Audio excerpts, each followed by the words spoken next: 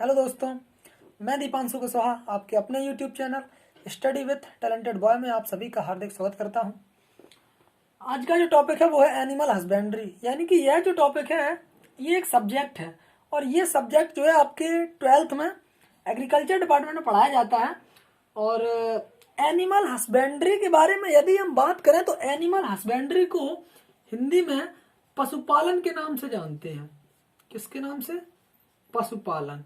Animal husbandry को हिंदी में पशुपालन कहा जाता है और पशुपालन जो है इसके नाम से ही स्पष्ट हो रहा है।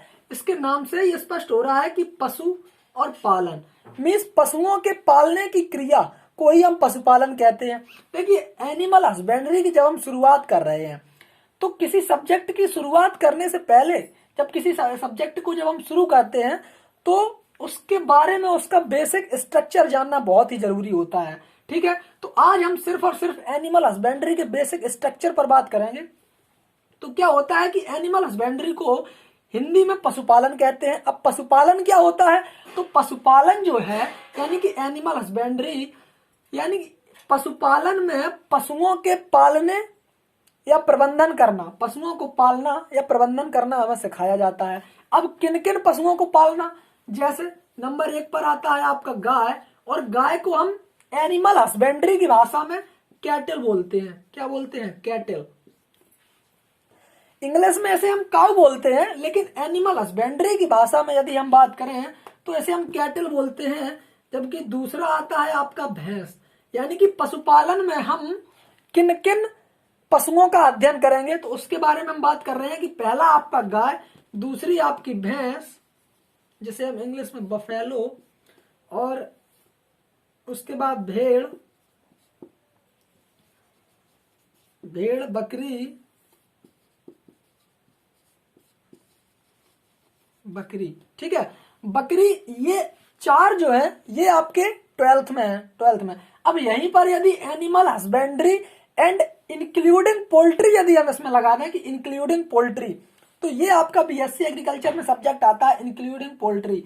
तो ये इसको अच्छा, मुर्गी को भी हम पढ़ेंगे। पोल्ट्री का मतलब होता है मुर्गी पालन। ठीक है, मुर्गी पालन। अब इसके अलावा हम और बता दें आपको, 6वें नंबर पे पढ़ेंगे आपका सुगर पालन मीन्स पिग। इसको बोलते हैं पोल्ट्री। मुर्गी पालन को इंग्लिश में बोलते हैं पोल्ट्री, जबकि सुगर पालन को पिग मैनेजमेंट। Pig management. देखिए, अब हम आपको बता दें कि एनिमल हस्बेंड्री का हर एक व्यक्ति से कहीं ना कहीं संपर्क अवश्य होता है। और वो कैसे होता है तो हम बता दें कि देखिए, गाय जो है, गाय और भैंस को यानी कि जो एनिमल हस्बेंड्री इसको पालने का उद्देश्य क्या होता है, इन सभी को इनका कारोबार करने का उद्देश्य क्या होता है? आपने गांव में देखा होगा लोगों को क्या होता है, गांव में लोग एक या दो गाय प्रत्येक घर में मिलती है, या एक या दो भैंस मिलती है। नहीं होगी तो आपकी भेड़ होगी, भेड़ नहीं होगी तो बकरी होगी। यानी कि ये छोटे लघु उद्योग के रूप में, जैसे आपका गाय बोले दूध के लिए, ठीक है, आपकी भैंस ये भी आपके दूध के पर्पज से पाली जाती है, एक या दो भैंस। और यदि हम बड़े बड़े डेयरी फार्मों पर यदि हम बात करें, बड़े बड़े डेयरी फार्मों पर इनका लार्जेस्ट प्रोडक्शन किया जाता है। ठीक है, तो गाय जैसे है, गाय से हमें क्या क्या मिलता है, इसका ऑब्जेक्ट क्या होता है, इसका उद्देश्य क्या है? पशुपालन को पढ़ने का और पशुओं को पालने का हमारा उद्देश्य क्या होता है? वह होता है आपका नंबर 1 पे, यानी कि ऑब्जेक्ट क्या है, पशुओं से हमें क्या क्या प्राप्त होता है। तो नंबर 1 पे तो आपका मिल्क प्राप्त होता है, मिल्क। ठीक है, दूध। अब जब दूध प्राप्त होता है तो दूध से आपकी डेयरी, बड़ी बड़ी डेयरियां चलती हैं। ठीक है, मिल्क। उसके बाद गाय, देखो दूध आपका प्राप्त होता है, वो होता है आपका गाय और भैंस से आपका दूध प्राप्त होता है। उसके बाद इसका जो वेस्ट मटेरियल होता है, ठीक है, waste material means excretory material, वो जैसे कि आपका कंपोस्ट बनाता है, कंपोस्ट, या जिसे हम FYM या फिर गोबर की खाद बोलते हैं। ठीक है, तो ये भी हमें उसी से प्राप्त होता है। उसके बाद अगला है आपका ईंधन, फ्यूल। फ्यूल बनाता है। अब वो फ्यूल किस प्रकार से बनाता है कि इसका जो गोबर होता है उसके बनते हैं कंडे, या कहीं कहीं उसको उपला बोला जाता है। तो अब जो है कि फ्यूल के रूप में हम एलपीजी का प्रयोग करने लगे हैं। पहले घरों में चूल्हे की सहायता से या कंडों या उपलों की सहायता से ही रोटियां बनाई जाती थी, खाना बनाया जाता था। तो इसीलिए इसे फ्यूल, इसका एक ऑब्जेक्ट फ्यूल भी था। उसके बाद इससे हमें जो प्राप्त होता है वह आपका मीट भी प्राप्त होता है। ठीक है, उसके बाद आपका जो है पेल्ट, पेल्ट, उसके बाद बायोगैस। पेल्ट मीन्स होता है चमड़ा, पेल्ट मीन्स होता है चमड़ा, और बायोगैस जैव गैस।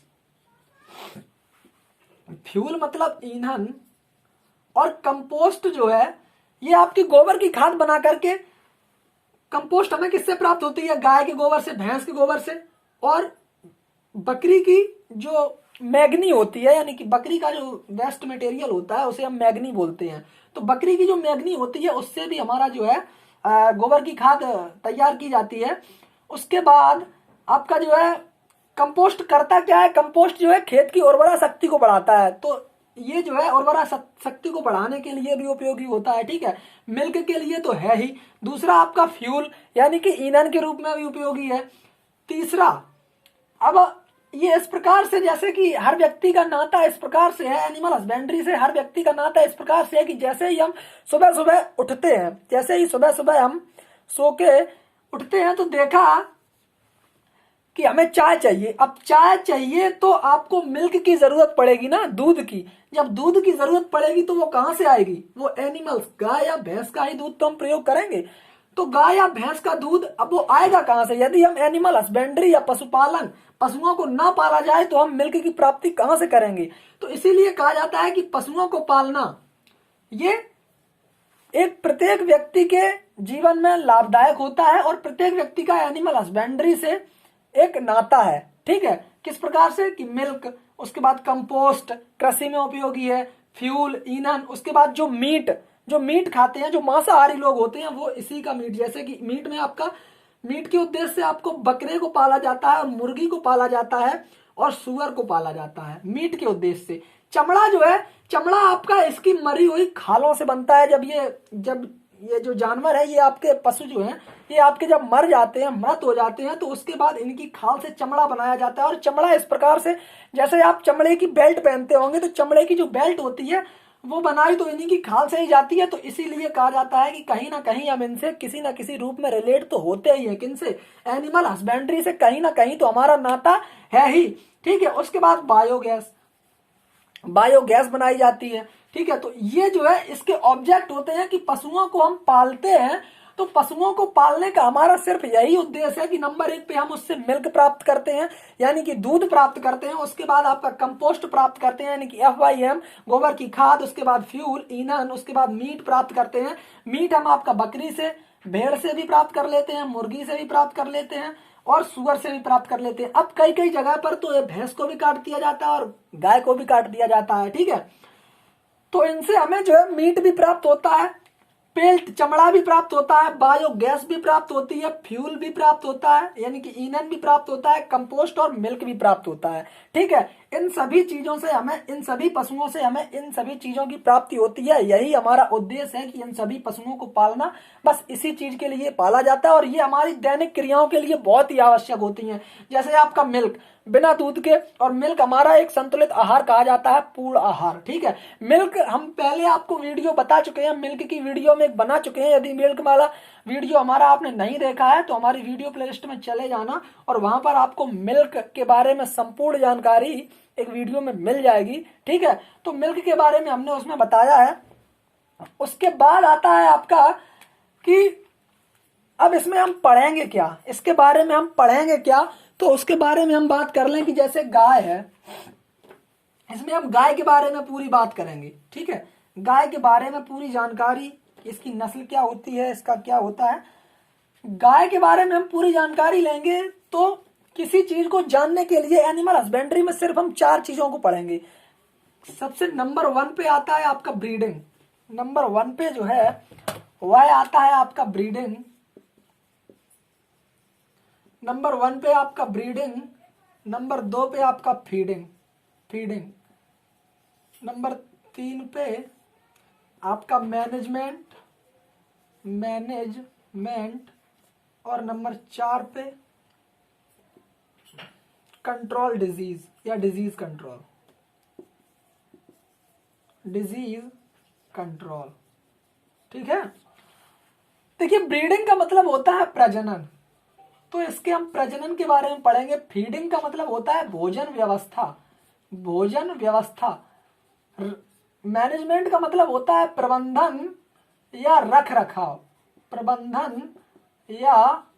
रखाव। डिजीज कंट्रोल का मतलब होता है कि रोग जो इनमें होते हैं, गाय और भैंस, यानी कि जितने भी आपके पशु जो पाले जाते हैं, इनमें जितने भी आपके रोग होते हैं, तो रोगों को नियंत्रण करना, रोग नियंत्रण। तो बस इन सभी पशुओं के बारे में हम इतना जानेंगे कि इसकी ब्रीडिंग क्या है, मीन्स इनका प्रजनन किससे होता है, फीडिंग मीन्स भोजन व्यवस्था क्या होती है इनकी, मैनेजमेंट मीन्स इनका रख रखाव और प्रबंधन कैसे किया जाता है। ठीक है।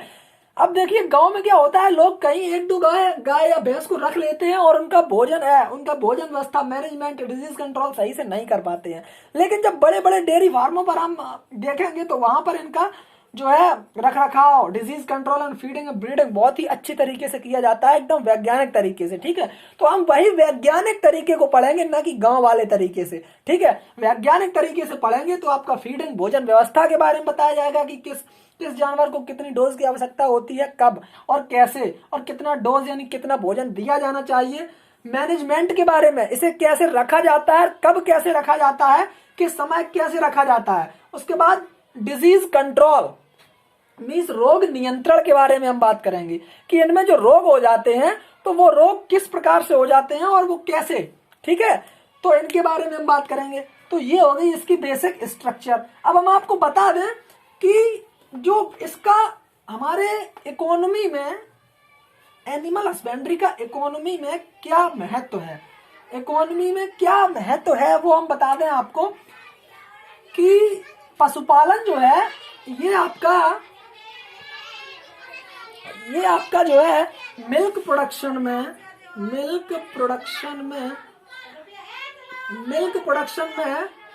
फर्स्ट स्थान रखता है इंडिया।